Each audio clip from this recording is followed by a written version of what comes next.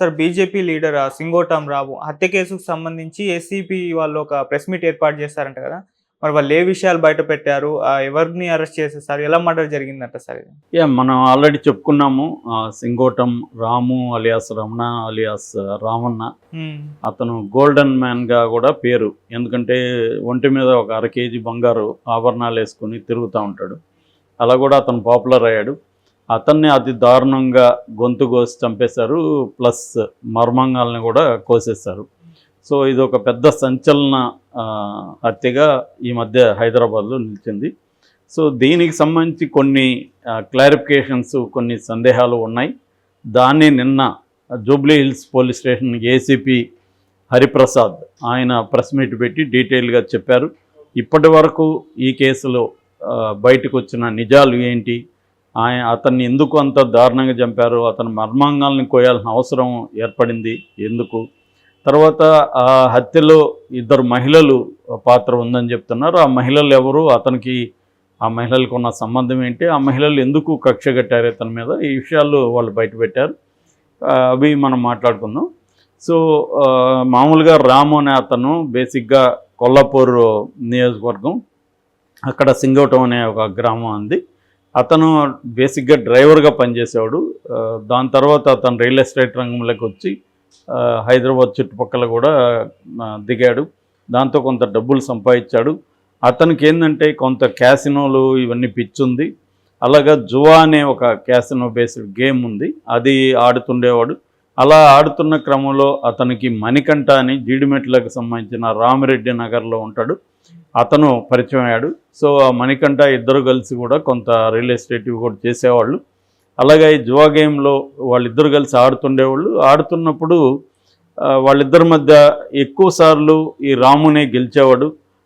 గెలిచినప్పుడు అతన్ని ఎగతాళి చేయడం, అతన్ని గురించి తప్పుగా మాట్లాడడం ఇవన్నీ చేసేవాడు. దాంతో అతను కోపం పెంచుకున్నాడు. అలాగా వాళ్ళిద్దరి మధ్య ఒకసారి గొడవ అయినప్పుడు రాము అతని ముఖం మీద బాగా గుద్దేశాడని చెప్తున్నారు. చివరికి అతను ప్లాస్టిక్ సర్జరీ కూడా చేసుకోవాల్సిన పరిస్థితి. సో ఇదంతా కక్ష పెట్టుకున్నాడు ఎవరు, మణికంఠ సమయం కోసం వెయిట్ చేస్తున్నాడు.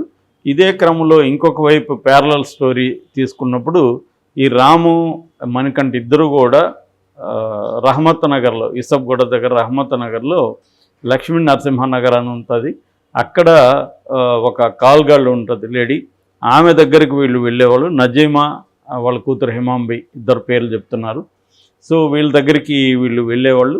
అయితే ఇతను కూతురుతో కూడా, ఆమె టీనేజ్ కూతురుతో కూడా ఇతను ట్రై చేయడం, ఆ అమ్మాయిని అబ్యూజ్ చేయడం అవన్నీ చేస్తున్నప్పుడు తల్లి సహించలేకపోయింది. దాంతో ఇతన్ని కంట్రోల్ చేయలేక ఆమె కూడా చంపేయాలని డిసైడ్ అయింది. సో ఆ క్రమంలో ఆమెకి రాముకి మధ్య గొడవలు చూసిన ఇతను మణికంఠ ఆమెను ఉపయోగించుకుందామని డిసైడ్ అయ్యాడు. సో ఆమెకి చెప్పాడు, ఇలాగా నీకు కూడా అతని మీద కోపం ఉంది, నాకు ఉంది, కాబట్టి మన ఇద్దరం కలిస్తే అతన్ని చంపచ్చు అని చెప్పాడు. ఆమె వాళ్ళ కూతురు ఇద్దరు, హిమాంబి ఈ నజీమా ఇద్దరు కూడా చేతులు కలిపారని చెప్తున్నారు. సో ఈ క్రమంలో ఇతను ఒక్కడి వల్లే కాదని చెప్పి ఇతను ఏం చేశాడంటే, ఆల్రెడీ బోరబండకు చెందిన ప్రొఫెషనల్ కిల్లర్ అతను. అనేక సార్లు అతను హత్యల్లో పాల్గొన్నాడు, జైలుకి వెళ్ళాడు.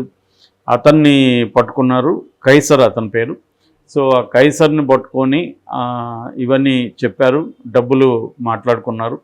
కైసర్కి ఇటువంటి అనుభవాలు ఉన్నాయి. కైసర్ ఏం సలహా ఇచ్చాడంటే, మనం చంపిన తర్వాత కూడా ఎలాగనేది ముందే ప్లాన్ చేసుకోవాలి, జైలుకి సంబంధించి లాయర్లకు సంబంధించి అన్నీ, ఎట్లాగో పోలీసులు మనల్ని పట్టుకుంటారు, అందువల్ల మనమే సరెండర్ అయితే పోలీసులకి కోపం తక్కువ ఉంటుంది. పోలీసులను ఇబ్బంది పెట్టి వాళ్ళని ఊరూరా తిప్పామంటే వాళ్ళకి ఆ కోపం ఉంటుంది. అందుకని మనమే సరెండర్ అయిపోయినాం అనుకో, వాళ్ళకి మీడియా కూడా వాళ్ళ మీద ప్రెజర్ ఉండదు, పోలీసులకు కూడా మన మీద అంత కోపం ఉండదు, సింపుల్గా అయిపోతుంది. దాని తర్వాత మనం డబ్బులు దానికి కూడా ఖర్చు పెట్టడానికి ఇవన్నీ పెట్టుకోవాలి అనేది ఈ కైసర్ చెప్పించాడు అనమాట. ఎందుకంటే అతనికి విశేషమైన అనుభవం ఉంది, పోలీస్ స్టేషన్తో, జైలుతో, కోర్టులతో ఇవన్నీ మంచి అనుభవాలు ఉన్నాయి. కాబట్టి తనకి మణికంఠకి ఫీడ్ ఇచ్చాడు. సో మణికంఠ దానికి సంబంధించిన డబ్బులన్నీ కూడా రెడీ చేసుకున్నాడు.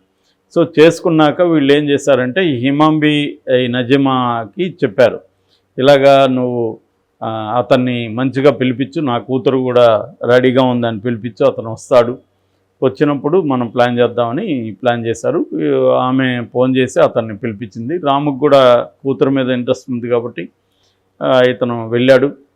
వెళ్ళినప్పుడు వాళ్ళు ఆల్రెడీ అక్కడ ఉన్నారు, వాళ్ళు అటాక్ చేశారు. మొత్తం 10 మంది అని చెప్తున్నారు. సో 10 మంది కలిసి అటాక్ చేసి కత్తులతో దాదాపు 50 సార్లు కత్తులతో పొడిచారు, గొంతు కోసారు. దాని తర్వాత ఈమెకి కోపం ఉంది కాబట్టి ఈమె కోసం అవయాలను కూడా కోసారని చెప్తున్నారు. ఎవరిగా మదర్కి, కూతురుని మీద కన్నేశాడు కాబట్టి చాలామంది తమ సెక్సువల్ హరాస్మెంట్ చేస్తున్నప్పుడు మర్మాంగాలను కోయడం అనేది ఒక కామన్ ఎలిమెంట్ అనమాట. చాలాసార్లు అది చేస్తారు. సో అలాగా ఇతను మణికంఠ వాళ్ళ లేడీస్ దగ్గరే చేయించాడు ఈ పని అని కూడా చెప్తున్నారు. సో ఏదేమైనా రాము స్వయంకృతాపరాధం కూడా కనబడుతుంది ఇక్కడ. అంటే ఇతను మణికంఠతో బిహేవ్ చేసిన తీరు, అంతకుముందు అతను ముఖం మీద కొట్టడం, కొంత తన దగ్గర డబ్బులు ఉన్నాయి, తనకు ఒక పెద్ద బలగం ఏర్పడింది, అందువల్ల కొద్దిగా అతను ఎక్స్ట్రాగా వెళ్ళినట్టుగా కనబడుతుంది. ఇటు వీళ్ళతో కూడా లేడీస్ విషయంలో ఆమె కాలుగల్లే కావచ్చు, కానీ వాళ్ళకి కొన్ని ఇబ్బందులు, కొన్ని మోరల్స్ వాళ్ళకి కూడా ఉంటాయి. కాలుగాలు కాబట్టి నీ కూతుర్ని కూడా నాతో ఉండంటే ఎట్లా కుదురుతుంది? ఆమె కాలుగాలుగా ఉండొచ్చు, ఆమె కూతుర్ని వద్దనుకోవచ్చు. కాబట్టి అవన్నీ అర్థం చేసుకోకుండా ఇతను డబ్బు కొత్తగా వచ్చిన డబ్బు వల్ల వచ్చిన మదం అంటారు దాన్ని తెలుగులో, అటువంటి ఒక ఇది ఇతనిలో కలిగినట్టుగా మనకి అర్థమవుతుంది వీళ్ళు పోలీసులు చెప్పిన దాన్ని బట్టి. దాంతో ఇతను కూడా ఆమె పట్ల రూడ్గా టీనేజ్ అమ్మాయితో బిహేవ్ చేయడం, అదంతా దాంతో వాళ్ళకి ఏమైందంటే ఇతన్ని చంపేయాలని అనుకున్నారు. చాలామంది మనం చూసినప్పుడు ఇలాంటి ఇష్యూస్ కాన్ఫ్లిక్ట్ వచ్చినప్పుడు వాళ్ళు వేరే ఆప్షన్స్ ఏమున్నాయని ఎక్స్ప్లోర్ చేయరు. పోలీస్ స్టేషన్కి వెళ్ళడము, కంప్లైంట్లు వేయడము అవన్నీ పనిచేయవని వాళ్ళు అనుకుంటారు. అందుకని దానికంటే కూడా సింపుల్గా లేపేసి కొంత డబ్బులు ఖర్చు అవుతుంది అంతే కదా, మళ్ళీ ఏమవుతుంది అనేది ఎక్కువ మంది ఆలోచిస్తారు ఇలాంటి వాళ్ళు. సో ఇక్కడ మామూలుగా అయితే రాము లాంటి వాళ్ళు ఇట్లాంటి వాటికి బలవుతుంటారు. వాళ్ళ బిహేవియర్ కొత్తగా డబ్బు వచ్చినప్పుడు చాలామంది ఏంటంటే ఆ సక్సెస్ని ఎలా డీల్ చేయాలి అనేది ఎక్కువ మందికి తెలియదు. ఫెయిల్యూర్ని డీల్ చేయగలిగిన వాళ్ళు చాలామంది ఉంటారు, కానీ సక్సెస్ని డీల్ చేయడం అనేది వెరీ డిఫికల్ట్ థింగ్ ఫెయిల్యూర్ కంటే కూడా. ఎందుకంటే ఫెయిల్యూర్ నువ్వు ఒకటే డీల్ చేయాలి, సక్సెస్ అంటే నీ అనేక మంది వచ్చేస్తారు, నీ కంట్రోల్లో నువ్వు ఉండవు, ఎవడు ఎలాగ నిన్ను ఇన్ఫ్లుయెన్స్ చేస్తాడో తెలియదు. సో అవన్నీ డీల్ చేయడం చాలా ఇబ్బంది. చాలామంది అక్కడే ఫెయిల్ అవుతూ ఉంటారు. ఇతనిలో కూడా అదే కనబడుతుంది. ఇతను మామూలుగా సింగవటం, ఆ ఫ్యామిలీ, వాళ్ళ భార్య, వాళ్ళ మదరు, వాళ్ళందరూ మాట్లాడింది చూస్తే వాళ్ళు ఇప్పటికీ బాగా రూరల్ బ్యాక్గ్రౌండ్లో ఉన్నారు. కానీ ఇతను ఏంటంటే ఇతనికి ఒక సక్సెస్ కాంక్ష, పాపులర్ అవ్వాలని కాంక్ష ఇవన్నీ కనబడుతుంది.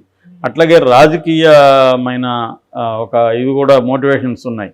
అందుకని ఇంతకుముందు కాంగ్రెస్లో ఉన్నాడు, ఈ మధ్య బీజేపీలో చేరాడు అంటున్నారు. కొల్లాపూర్ నుంచి ఎంపీగా కూడా ఇతను ట్రై చేస్తున్నాడు అని చెప్తున్నారు. అంటే రాజకీయ ఆకాంక్షలు కూడా అతనికి బలంగా ఉన్నాయి. సో పాపులర్ అవ్వాలనే కోరిక బలంగా ఉంది. ఈ కాంటెక్స్ట్లో కొత్తగా డబ్బులు వచ్చిన దీని నుంచి అతను బ్యాలెన్స్ కోల్పోయినట్టుగా కనబడుతుంది. అందుకని మణికంఠ లాంటి ఇప్పుడు అతను గేమ్లో ఇతనితో పాటు ఆడేవాడు, అతన్ని అవమానించడం, అతన్ని కొట్టడం ఇవన్నీ చేసినప్పుడు ఎంత ఇది ఉన్నా వాళ్ళకు కూడా కోపం ఉంటుంది కదా. ఆ కాంటెక్స్ట్లో అతను మణికంఠ వెయిట్ చేసుకున్నట్టుగా కనబడుతుంది. సో ఇది ఇద్దరు కలిశారు, ఇద్దరు బాధితులు కలిశారు. ఇతని వల్ల ఇద్దరు బాధితులు, ఇటు మణికంఠ బాధితుడు, ఇతను నజీమా బాధితురాలు. సో వీళ్ళిద్దరూ కలిసి ఒక ప్రొఫెషనల్ని తీసుకున్నారు. సో ఇది ఇక్కడ ఒక ప్లాన్ ప్రకారం ఈ మణికంఠ వెళ్ళినట్టుగా మనకు కనబడుతుంది. ఇంకా ఇతను కైసర్కి ఇవన్నీ మామూలే, 1 more అంటారు కదా, 1 more మర్డరు, మరొక హత్య. దానివల్ల అతనికి ఆల్రెడీ అతనికి సిస్టమ్స్ని ఎలా డీల్ చేయాలో తెలిసిపోయింది. దీంట్లో ఏమి శిక్షలు పడే ఇది ఏమి లేదు. ఎందుకు లేదంటే పోలీసులు 100% చేస్తారని నమ్మలేము. విక్టిమ్స్ వైపు నుంచి బలంగా, విక్టిమ్స్ ఫ్యామిలీలో బలంగా దీనివైపు గట్టిగా కన్సిస్టెంట్గా పోరాడే వాళ్ళు ఎవరు కనబడట్లేదు.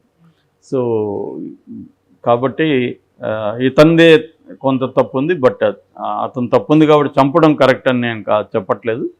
చంపడం ఖచ్చితంగా తప్పు. వాళ్ళు కోర్టుకు పోవచ్చు, లేదా పోలీసులు కంప్లైంట్ చేసి ఉండొచ్చు, ఇవన్నీ చేసి ఉండొచ్చు.